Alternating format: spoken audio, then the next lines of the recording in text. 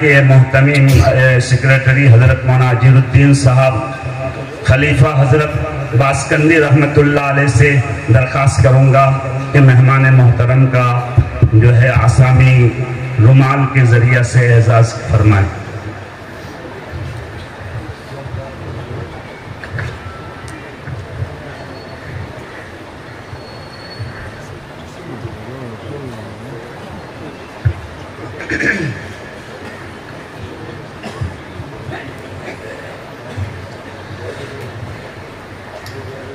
السلام علیکم ورحمۃ اللہ وبرکاتہ۔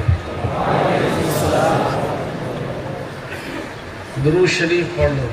اللہم صلی علی محمد وعلی آل محمد کما صلیت علی ابراہیم۔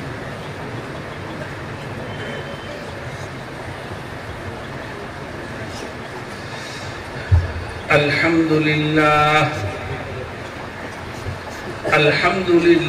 نحمده ونستعينه ونستغفره ونؤمن به ونتوكل عليه ونعوذ بالله من شرور أنفسنا ومن سيئات أعمالنا من يهده الله فلا مضل له ومن يضلله فلا هادي له ونشهد أن لا إله إلا الله وحده لا شريك له ونشهد أن سيدنا ونبينا وشفيعنا وسندنا ومولانا محمدا عبده ورسوله صلى الله تعالى عليه وعلى آله وصحبه وبارك وسلم،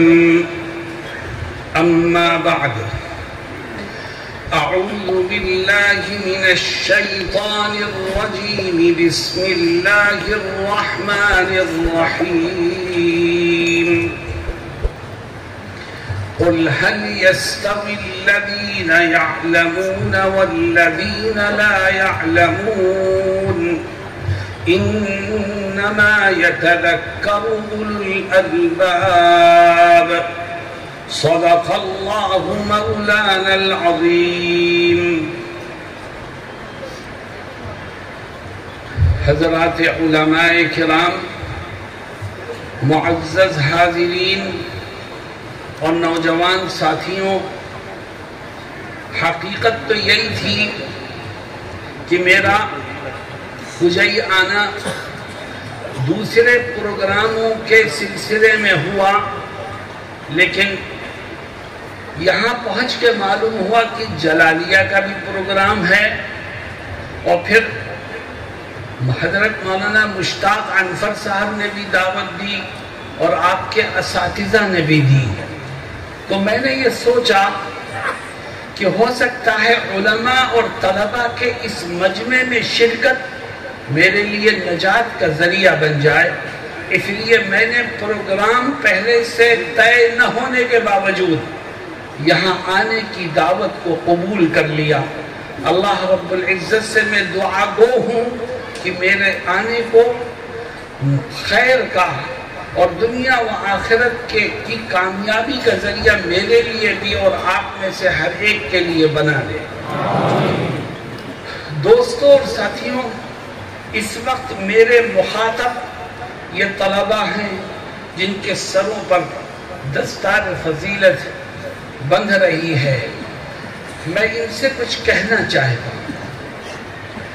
اللہ رب العزت نے آپ کو علم دین حاصل کرنے کا موقع دیا، اور یاد رکھو اللہ علم دین حاصل کرنے کا موقع اسی کو عطا فرماتا ہے جس سے وہ خیر اور بھلائی کرنا چاہتا ہے۔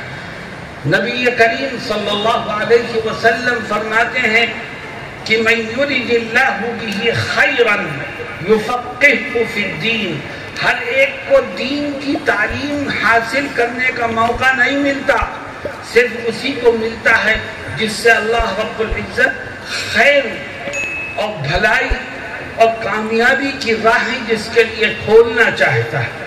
آپ عالم بن گئے، آپ کے سر پر دستار فضیلت باندھ دی گئی، اب آپ کی کچھ ذمہ داریاں ہیں۔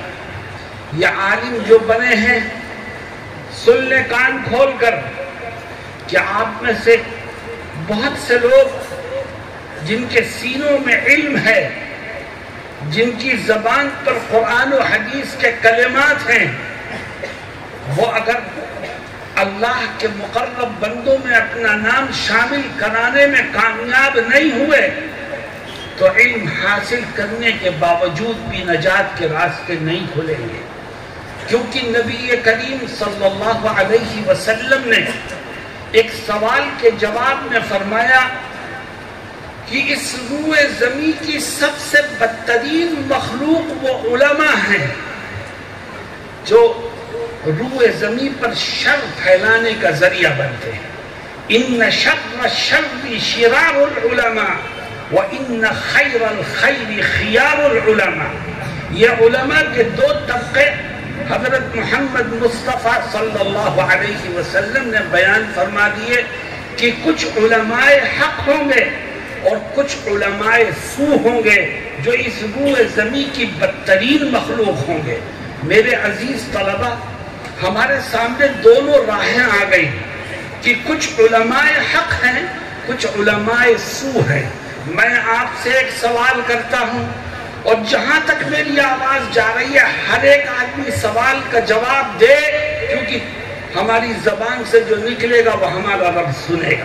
یہ بتاؤ کہ تم اپنا شمار علماء حق میں کرنا چاہتے ہو کہ علماء سو میں؟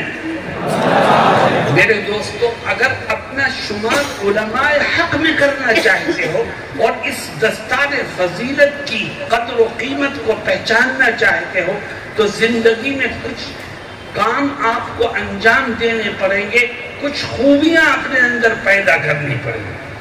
جب تک وہ خوبیاں آپ کے اندر پیدا نہیں ہوں گی آپ علماء حق میں شامل نہیں ہو سکتے۔ وہ خوبیاں ہیں کیا؟ صرف 4 خوبیاں اپنے اندر پیدا کرو۔ میں ہر طالب علم سے کہتا ہوں کہ ان باتوں کو گرا باندھ لو۔ 4 خوبیاں پیدا کرو، خدا علماء حق میں تمہارے ناموں کو شامل کر دے۔ وہ 4 خوبیاں کیا ہیں ایک ایک کر کے ذکر کروں گا، مگر شرط یہ ہے کہ یہ عہد کرو کہ ہم ان خوبیوں کو سن کر کے ان پر عمل کریں گے۔ سب سے پہلی خوبی، آؤ آج ہم طے کرتے ہیں کہ انشاءاللہ زندگی کے آخری سانس تک دین کی جو بھی خدمت کریں گے، دین کا جو بھی کام کریں گے، وہ خلوص و للہیت کے ساتھ محض اپنے رب کی رضا کے لیے کریں گے، کسی کو دکھانے کے لیے نہیں کریں گے، روپیہ پیسہ کمانے کے لیے نہیں کریں گے، لوگوں کو اپنے پیچھے چلنے پر مجبور کرنے کے لیے نہیں کریں گے، صرف اللہ کی رضا کے لیے۔ چنانچہ نبی کریم صلی اللہ علیہ وسلم ایک حدیث شریف پہ اس عالم کا، اس طالب علم کا برا انجام ذکر کرتے ہیں جس کی نیت خراب ہے۔ کیا فرماتے ہیں؟ فرماتے ہیں من طلب العلم لیجاری به العلماء او لیماری به السفہاء او لیصرف به وجوہ الناس الیہ ادخلہ اللہ النار او کما قال صلی اللہ علیہ وسلم۔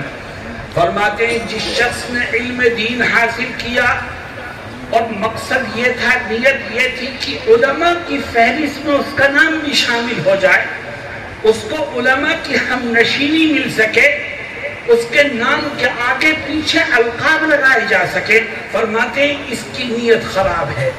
یہ عالم ہو جائے، فقیہ ہو جائے، محدث ہو جائے، پیر و مرشد بن جائے، خدا کے ہاں اس کا ٹھکانہ جہنم کے سوا کچھ نہیں۔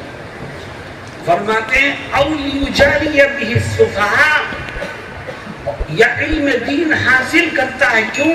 لیماری بہ السفہاء، تاکہ جاہلوں پر اپنے علم کا رعب ڈال کر کے ان کا رہنما اور لیڈر بن سکے۔ فرماتے ہیں اس کی نیت بھی خراب ہے۔ ادخلہ اللہ النار، اللہ ایسے عالم کو بھی جہنم میں جھونکے۔ او لیصرف به وجوہ الناس الیہ، علم دین حاصل کیا، عالم ہو گیا، اب پیر بننے کی کوشش کرتا ہے تاکہ ہر وقت اس کا جوتا اٹھانے والے لوگ اس کے آگے پیچھے رہیں، لوگ اس کو اس عزت کی نگاہ سے دیکھیں۔ جب وہ چلے تو اس کے ساتھ ایک مجمع اس کے پیچھے پیچھے چلے۔ اللہ کے نبی صلی اللہ علیہ وسلم فرماتے ہیں اس کی نیت میں بھی کھوٹ ہے، یہ کتنا ہی بڑا پیر بن جائے، کتنے ہی اس کے مرید ہو جائیں، لیکن اللہ کے ہاں اس کا ٹھکانہ جہنم کے سوا کچھ نہیں۔ میرے دوستوں اور ساتھیوں، نیت کو خرابی سے بچاؤ۔ ہم اپنے ظاہر کو درست کرتے ہیں مگر اپنے باطن کو درست کرنے کی فکر نہیں کرتے۔ یاد رکھو رب ذوالجلال جیسے ہمارے ظاہر کو دیکھتا ہے ایسے ہی ہمارے باطن کو بھی دیکھتا۔ آج سے طے کرو کہ زندگی کے آخری سانس تک جو کام بھی کریں گے محض اپنے رب کی رضا کے لیے کریں گے۔ عجیب آفت یہ ہے کہ ہم میں سے بہت سے لوگ اللہ کی عبادت کرتے ہیں، تنہائی میں اس کو یاد کرتے ہیں تو دل میں ایک خلش رہتی ہے کہ میں نے رات میں اٹھ کر تہجد کی نماز پڑھی ہے، اس کا علم لوگوں کو کسی نہ کسی طرح ہو جانا چاہیے۔ جب تک ہوتا نہیں پیٹ میں درد ہی رہتا ہے اور بہانے تلاش کرتا ہے آدمی اپنی عبادت کو لوگوں کے سامنے پیش کرنے کا۔ میرے دوستوں اور ساتھیوں، یہ بیماری اور مرض ہے جو آج ہماری قوم اور برادری میں سرایت کر چکا ہے۔ ہم اپنے آپ کو تیار کریں کہ ہمیں کسی کو دکھانا نہیں ہے، ہمیں عبادت کرنی ہے تو صرف اپنے رب کی رضا کے لیے کرنی ہے۔ دوسری خوبی میرے عزیز طلبہ، اگر علماء حق میں شامل ہونا چاہتے ہیں تو اپنے اندر ایک دوسری خوبی بھی پیدا کریں۔ صرف عالم ہونا کافی نہیں ہے۔ وہ دوسری خوبی کیا ہے؟ وہ یہ ہے کہ آج سے طے کر لو، گرہ باندھ لو کہ انشاءاللہ یہاں سے نکلنے کے بعد زندگی کے آخری سانس تک اس علم کی جو ہم نے حاصل کیا ہے نشر و اشاعت کرتے رہیں گے، پھیلاتے رہیں گے، دوسروں تک اس کو پہنچاتے رہیں گے۔ اگر آدمی عالم ہو گیا، محدث ہو گیا، فقیہ ہو گیا، لیکن وہ اپنے علم کی نشر و اشاعت نہیں کرتا ہے، عالم ہونے کے بعد تجارت میں لگ گیا، عالم ہونے کے بعد دکان پر بیٹھ گیا، عالم ہونے کے بعد دنیا کے کاروبار میں مصروف ہو گیا، تو یاد رکھو وہ اپنے علم کے ساتھ ناانصافی کر رہا ہے، وہ علم کے حق کو ادا نہیں کر رہا۔ چنانچہ نبی کریم صلی اللہ علیہ وسلم ایسے عالم کی تعریف کرتے ہیں جو علم حاصل کرنے کے بعد اس کو پھیلانے اور اس کی نشر و اشاعت میں مصروف ہو۔ کیا کہتے ہیں؟ فرماتے ہیں لا حسد الا فی اثنین، رجل آتاہ اللہ مالا فسلطه على حلقته في الحق، ورجل آتاه الله الحكمة فيقضي بها ويعلمها، او كما قال صلی اللہ علیہ وسلم۔ فرماتے ہیں کہ اللہ رب نبی کریم علیہ السلام کی حسد کرنا جائز نہیں ہے۔ بعض علماء کہتے ہیں حدیث کا مطلب یہ ہے جائز نہیں ہے، اگر جائز ہوتا تو یہ دو لوگ اس قابل ہیں کہ ان سے حسد کیا جاتا، اور بعض علماء اس کا ترجمہ رشک کا کرتے ہیں کہ قابل رشک ہیں دو لوگ۔ کون؟ ایک وہ شخص جس کو اللہ نے مال و دولت دیا ہو اور وہ خدا کا دیا ہوا مال اس کی راہ میں بے دریغ خرچ کرتا ہو، یہ قابل رشک ہے کہ دنیا کی ختم ہو جانے والی دولت سے آخرت کی نہ ختم ہونے والی نعمتوں کو خرید رہا ہے، کیونکہ جو کچھ ہمارے پاس ہے وہ ایک دن ختم ہو جائے گا، اور اس دنیا کی دولت کے بدلے میں جو آخرت کی نعمتیں ملیں گی وہ کبھی ختم نہیں۔ اللہ کیا کہتا ہے؟ ما عندکم ينفد وما عند اللہ باق، جو کچھ تمہارے پاس ہے ایک دن فنا کے گھاٹ اتر جائے گا، اور جو اللہ کے پاس ہے وہ نعمتیں ہمیشہ باقی ہیں۔ تو پہلا شخص جو قابل رشک ہے وہ ہے جو مال و دولت رکھتا ہو اور ان پیسوں کو چھپا کے نہ رکھتا ہو بلکہ اللہ کی راہ میں بے دریغ خرچ کرتا ہو۔ دوسرا قابل رشک کون ہے؟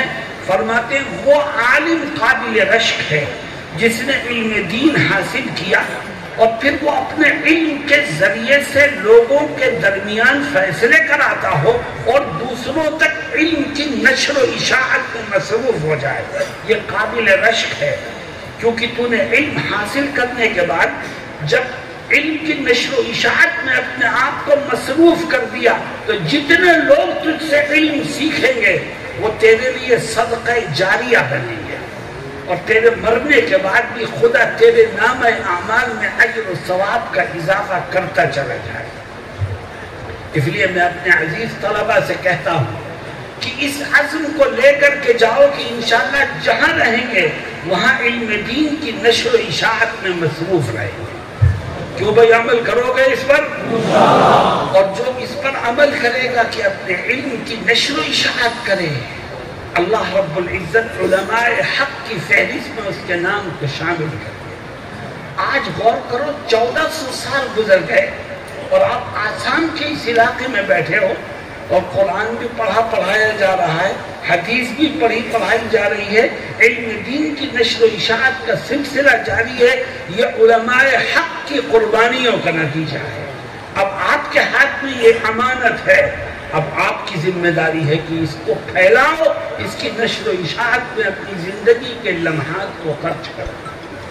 تیسرا کام، میرے عزیز طلبہ، آپ عالم بن رہے ہیں اور علماء کے یہ دو گروہ ہیں، علماء حق، علماء سو۔ اگر علماء حق میں شامل ہونا چاہتے ہو تو ایک اور خوبی اپنے اندر تیسری پیدا کرو، اور وہ یہ ہے کہ آج سے طے کر لو کہ جہاں پر بھی رہیں گے زندگی کے آخری سانس تک انشاءاللہ ہر باطل فرقے کی تردید کرتے رہیں گے، کسی باطل فرقے کو پنپنے نہیں دیں گے۔ اپنی آنکھوں کو، اپنے کانوں کو کھلا رکھو جہاں پر بھی رہو، اور امت کی عظیم خدمت انجام دو کہ جو دین کے اندر غلو کرے، دین کی غلط تعویل کرے، جو جھوٹ اور دھوکہ دہی کے ذریعے دین کے مفہوم کو، آیتوں کے معنی کو، ترجمے کو بدلنا چاہے، اس کے سامنے پہاڑ کی چٹان بن کے کھڑے ہو جاؤ کہ یہ غلط ہے، یہ صحیح ہے، یہ تمہاری ذمہ داری ہے۔ چنانچہ نبی کریم صلی اللہ علیہ وسلم ایک حدیث شریف میں اس کی وضاحت کرتے ہیں کہ عالم کی ذمہ داری کیا ہے۔ فرماتے ہیں يحمل هذا العلم من كل خلف عدوله ينفون عنه تحريف الغالين وانتحال المبطلين وتأويل الجاهلين او كما قال صلی اللہ علیہ وسلم۔ فرماتے ہیں اس علم کو اپنے بڑوں سے لائق جانشین حاصل کرتے ہیں، اور پھر ان کی ذمہ داری کیا ہے کہ دین کی حفاظت کرے۔ اگر کوئی دین میں غلو کر رہا ہے تو اس سے دین کو جو نقصان پہنچ رہا ہے کھڑے ہو جاؤ اور دین کو غلو کرنے والے کے نقصان سے بچانے کی کوشش کرو، دین کی شکل و صورت کو صاف ستھرا کر کے امت کے سامنے پیش کرو۔ کوئی جھوٹ بول کر، دھوکہ دے کر کے دین کو نقصان پہنچانا چاہتا ہے، کوئی غلط تعبیرات کر کے دین کی جڑوں کو کھوکھلا کرنا چاہتا ہے، آپ کی ذمہ داری ہے کہ اس کے مقابلے پر آؤ اور دین کو صحیح انداز پر امت کے سامنے پیش کر دو۔ میرے دوستوں اور ساتھیوں، آج فرق باطلہ پنپ رہی ہے، کہیں قادیانیت پنپ رہی ہے، کہیں غیر مقلدیت پنپ رہی ہے، کہیں مودودیت پنپ رہی ہے، کہیں بدعات و خرافات بڑھ رہی ہے۔ کیوں؟ اس لیے کہ ہم نے فرق باطلہ کی تردید کی ذمہ داری کو چھوڑ دیا ہے۔ اور اللہ کیا کہتا ہے؟ کہتا ہے تمہارے اندر ایک گروہ ہونا چاہیے، وہ علماء کا ہے۔ کیا وَلْتَكُن مِّنكُمْ أُمَّةٌ يَدْعُونَ إِلَى الْخَيْرِ وَيَأْمُرُونَ بِالْمَعْرُوفِ وَيَنْهَوْنَ عَنِ الْمُنكَرِ. نہیں عن المنکر کا کام آپ کا ہے. اور یاد رکھو ہم بہت خوش ہوتے ہیں کہ ہم ذمہ داری ادا کر رہے ہیں. ایک ہے اشاعت دین کا کام اور دوسرا ہے حفاظت دین کا کام. یاد رکھو اشاعت دین کی ذمہ داری ادا کرنے کے لیے آدمی کا عالم ہونا ضروری نہیں ہے. عالم بھی اس کام کو کر سکتا ہے, غیر عالم بھی کر سکتا ہے. چنانچہ حدیث شریف میں فرمایا گیا بلغوا عنی ولو آیۃ. تھوڑی سی بات جانتے ہو وہی دوسروں تک پہنچاؤ. معلوم یہ ہوا اشاعت دین کے لیے عالم ہونا ضروری نہیں ہے, لیکن حفاظت دین کا کام صرف اور صرف علماء کے کندھوں پر رکھا گیا ہے. اور یہ جو حدیث میں نے پڑھی اس میں تینوں باتیں آپ نے جو ذکر فرمائی ہیں ان کا تعلق حفاظت دین سے ہے, اشاعت دین سے نہیں ہے. يحمل هذا العلم من كل خلف عدوله ينفون عنه تحريف الغالين وانتحال المبطلين وتأويل الجاهلين. اور ہم طے کریں کہ جہاں پر بھی کوئی باطل فرقہ سر ابھارے گا ہم پوری قوت کے ساتھ, شجاعت کے ساتھ, بہادری کے ساتھ اس کی تردید کریں گے اور امت کے سامنے صحیح دین کو پیش کرنے کی کوشش میں لگے رہیں گے. کیوں بھائی کرو گے انشاءاللہ؟ اور اس کا مطلب یہ نہیں ہے کہ آپ جھگڑا کریں, لڑائی کریں, نہیں.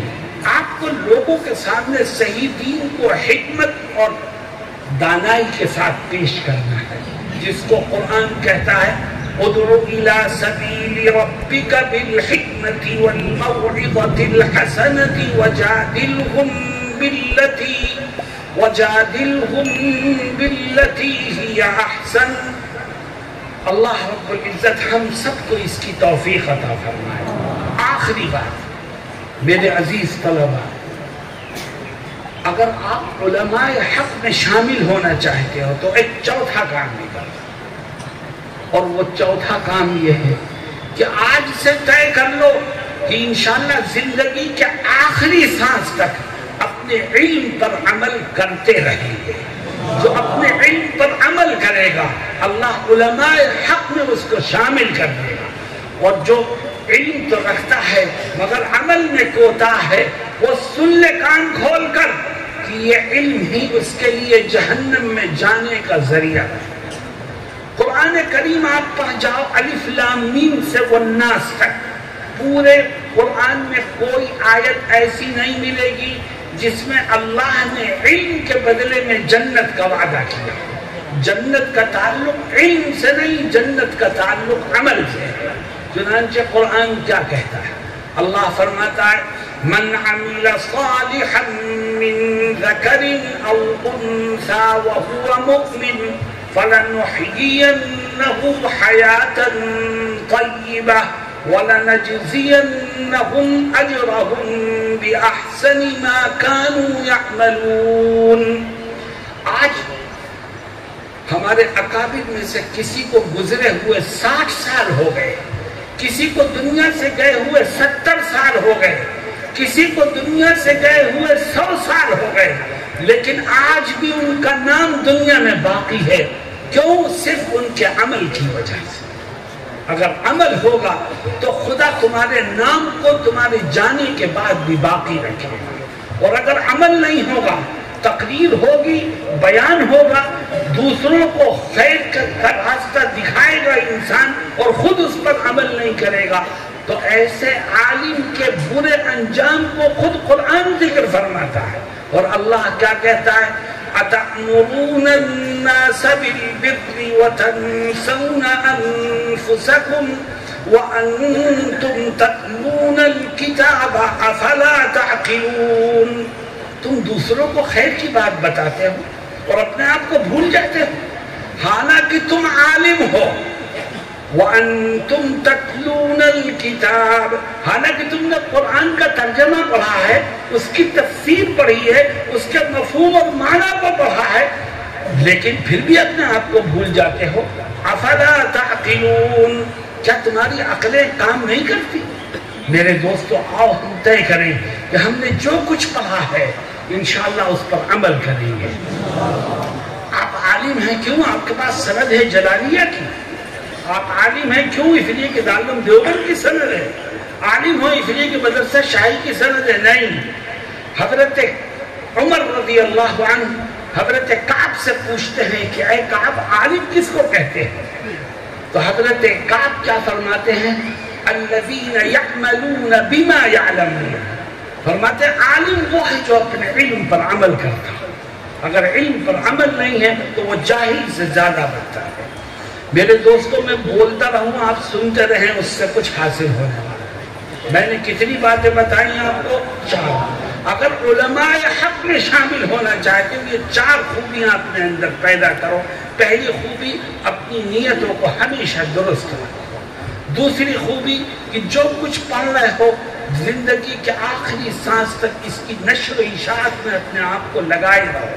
تیسری خوبی، جہاں پر بھی رہو فرق باطلہ کی تردید کے لیے تیار رہو. اور چوتھی خوبی کہ زندگی کے ہر قدم پر اپنے علم پر عمل کرتے رہو. اللہ رب العزت مجھے اور آپ کو کہنے اور سننے سے زیادہ عمل کی دولت سے مالا مال فرمائے. وآخر دعوانا ان الحمد للہ رب العالمین.